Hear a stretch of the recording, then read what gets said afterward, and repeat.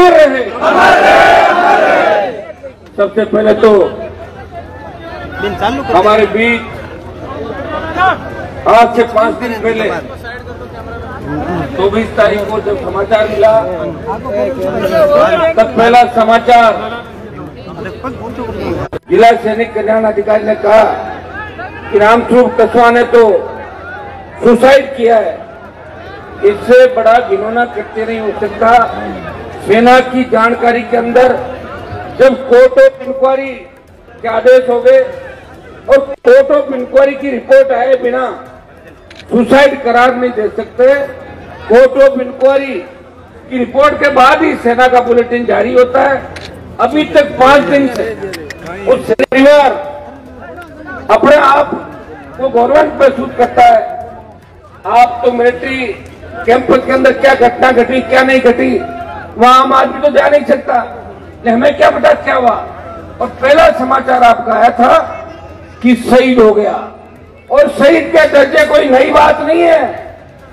जब ड्यूटी के दौरान किसी के हार्ट अटैक से मौत हो था, इस कारण से मैं आत्महत्या कर रहा हूं। ये चीज आपने नहीं की। तो भाइयों, मैं राजस्थान की दिल्ली की निकम्मी सरकार से जो किसान विरोधी है और प्रधानमंत्री जी को अग्निवीर ला दिया, सेना के अंदर भी लोग डिप्रेशन के शिकार होने लगे।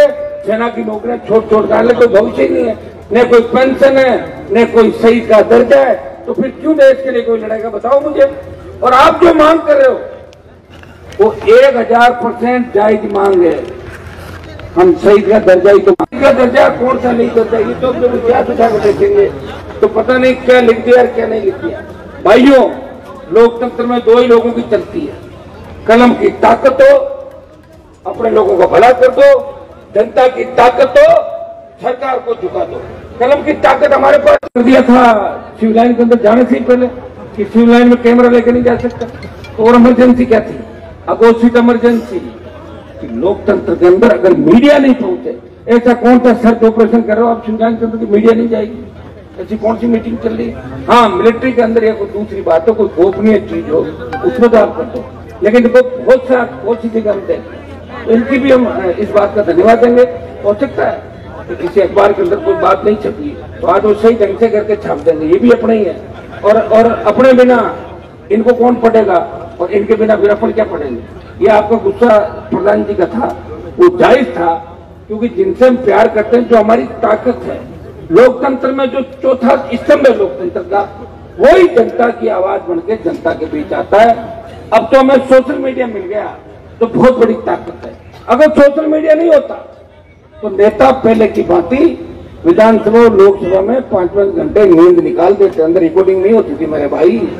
और पहले के पुराने नेताओं ने क्या क्या किया, ये तो पुराने मोहन जी बता दें किससे, कभी पुराने आदमी कितना साल को मोहन 60 में। पुराने नेता ने तो कुछ करते थे और आते बोले हमारी बात होगी तो जाओ। तो कोई बरसात थी, न इलाके शिक्षित थे, न पढ़ाई थी, न सोशल मीडिया, न कोई नौकरियां। अब आप मजबूत हो, इसमें कोई दो राय नहीं। यही बीकानेर था जहाँ दबदबा किसी और का हुआ करता था, और यही बीकानेर है जहाँ दबदबा आपका है। एक नहीं बीकानेर देख लो आप 15 साल। तो भाइयों, प्रयास किया, प्रयास का परिणाम ये निकला कि आप संगठित हो गए। एक आवाज के अंदर हजारों की तादाद के अंदर इकट्ठा होके तेजा जी के जयकारे के साथ, राम सफीर के जयकारे के साथ आप आगे बढ़ रहे हो, सत्ता के सिंहासन की ओर बढ़ रहे हो। वो दिन दूर नहीं जब राजस्थान की सत्ता पर आपका कब्जा होगा। कई लोग हमें कहते हैं कि आप तो सत्ता में आ ही नहीं सकते, और आपके लोग तो सत्ता में आने से पहले ही भाग जाते हैं। तो मैं उनको कहना चाहता हूं, हमारे लोग जब सत्ता में आए नहीं तो सत्ता का आनंद क्या होता है उनको बेचारों को सिखाया किसने। जब सत्ता के अंदर आ जाएंगे, वो जब आनंद ले लेंगे, फिर सत्ता छोड़ेंगे नहीं, फिर सत्ता के ऊपर कब्जा कर लेंगे और सत्ता पे चिपक के बैठ जाएंगे। अभी तो आए नहीं ना, अभी तो हम बूढ़े हैं, कोई भी यूज कर लेता है, कोई भी कंधे बंदूक रखे। जैसे हमारे मंगलाराम जी और कॉमरेड साहब आप बैठे हैं, अगर उस समय एक जगह बैठते तो एमएलए बन जाते। ऐसे नहीं कह रहा हूँ, रुको यार, मैं वैसे ही कह रहा हूँ, मुझे एकदम से रुको यार, पीड़ा है मेरी। 1 लाख वोट हमारे 60,000 एसी के तो थे ही नहीं, दूसरा आगे 2.25 लाख वोट बन जाते, लेकिन अपन रुकते नहीं। देखो, लोकतंत्र की लड़ाई भी लड़नी चाहिए, हर पार्टी को लड़ने का अधिकार है, हर व्यक्ति चाहता है कि वो आगे बढ़े और ये जनता को तय करना होता है। कई बार ये हो जाता है कि दो बराबर के व्यक्ति बिना माने जनता के बीच आ जाते हैं, तब जनता को फैसला लेना चाहिए। एक को हाथ जोड़ के घर बिठा देंगे, दूसरी तरफ सारे झुके उसको जिता देंगे, जनता तय करती है। कई बार निर्णय जनता को हुए नहीं, फिर आप लोग आगे बढ़ रहे हो, मजबूती के साथ आगे बढ़ रहे हो, कोई दोहरा ही नहीं। मैं 2 दिन पहले ही आ जाता, मेरे पास एमएलए साहब का टेलीफोन आया सुशीला जी का। आज मुझे इस बात का भी दुख है कि रामेश्वर जी बीमार है। मैं ईश्वर से प्रार्थना करता हूं कि स्वस्थ हो, जल्दी स्वस्थ हो, अपने बीच आए। उनकी कमी निश्चित रूप से बीकानेर और पूरे संभाग के अंदर खल रही है, ये जगह खाली है। सुशीला जी को मैं धन्यवाद दूंगा और आप सबको धन्यवाद कि आपने इनको ताकत दी और ये महिला हर समय मौजूद रहती है। 3 दिन पहले मुझे टेलीफोन किया कि अरमान जी आपको आना पड़ेगा। मैंने कहा मेरे माता जी एडमिट है, एमएलए साहब आप चिंता नहीं करें, मैं आऊंगा पक्का। और अभी से आप मुझे आया हुआ मान लें, सारी जो भी मुझे फॉलो करते हैं वो पहुंच जाएंगे सारे लोग, और मैं यहाँ बैठा भी आपके लिए प्रयास करूंगा। कल मैं आता लेट हो गया और आज भी आते आते इसलिए लेट हो गया कि मैं लड़ रहा हूँ। आपको पता है देखो डीसी की मीटिंग में रख ली थी, वो भी आवश्यक थी, तो थोड़ा सा मैं आपको भी लेट आया, उसके लिए मैं क्षमा प्रार्थी हूँ। बीकानेर जिले का बहुत बड़ा सहयोग पिछले 20 साल के अंदर मेरे को हर तरीके से यूनिवर्सिटी कॉलेज की राजनीति से लेके आज तक आप लोगों ने मुझे सहयोग दिया।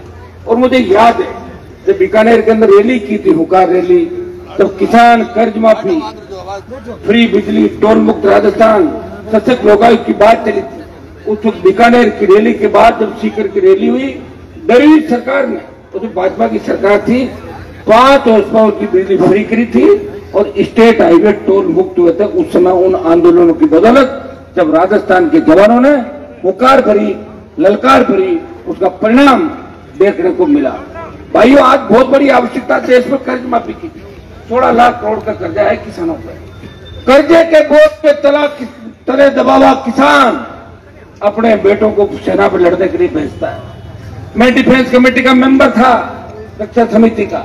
हम गए थे नाथुला बॉर्डर पे, जब बॉर्डर के ऊपर गए तो कितना हमारे को पहना रखा था, बड़े बड़े कोट और दुनिया भर के, फिर भी ठंड से माइनस कितनी डिग्री ठंड होगी। वहां किस तरह व्यक्ति नौकरी करता, गल जाता है उसके हाथ पे। वहां व्यक्ति उस भारत माता की रखवाली कर रहे हैं नाथुला बॉर्डर के ऊपर। लेह लद्दाख से लेकर तमाम वो ठंडे इलाके या रेगिस्तान के वो गर्म इलाके जहां लोग अपने परिवारों से दूर खतरों के बीच हमारी रखवाली करते हैं।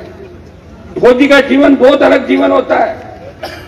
फौज के अंदर अधिकारी मौज करते हैं, लेकिन सैनिक तकलीफ में रहता है। अब तो फिर भी ऐसे टेलीफोन आ गए जिससे परिवार से बात करता, फिर तो 6 महीने बात नहीं होती थी। बात करने के लिए कहना पड़ता था कि मेरे घर पे बात करा दे, और गांव में भी वो फोन होते थे वो वाले, तो कई बार पीछे वाले मिलते नहीं मिलते, वो परिस्थितियां भी थी।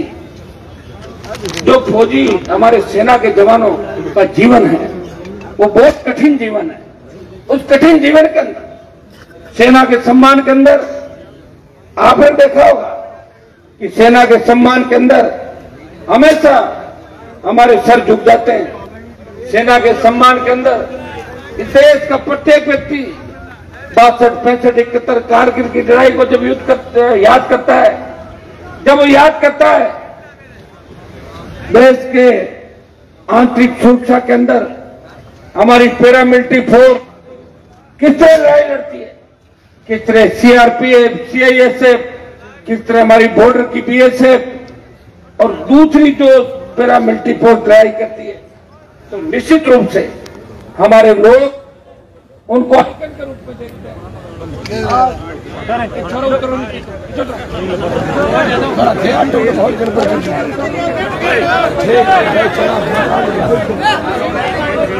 दूसरी बोर्ड लाइट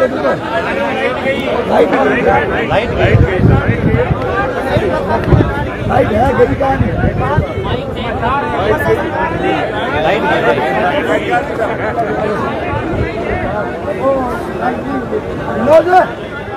कहां तार लागू है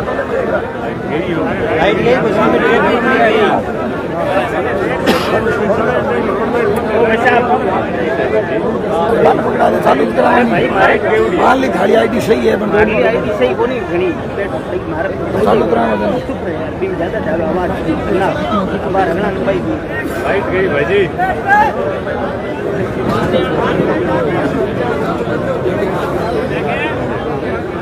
पान पीते हूं थोड़ा माइक कोट जो है यार माइक कोट नहीं यार वो बड़ी ने मान ली बैठा में बड़ा थोड़ी लाइव चल रही है जाना लाइव बहुत काम को जाना लाइव चलाना पड़ेगी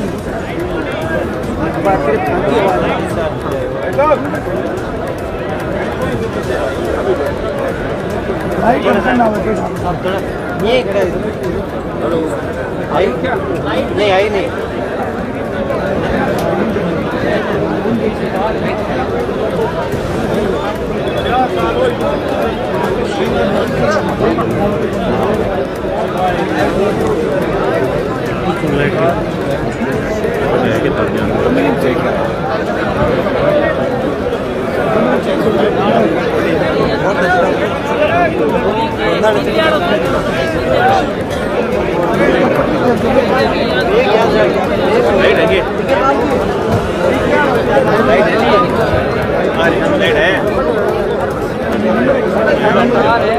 बोलो तो नहीं हाँ इधर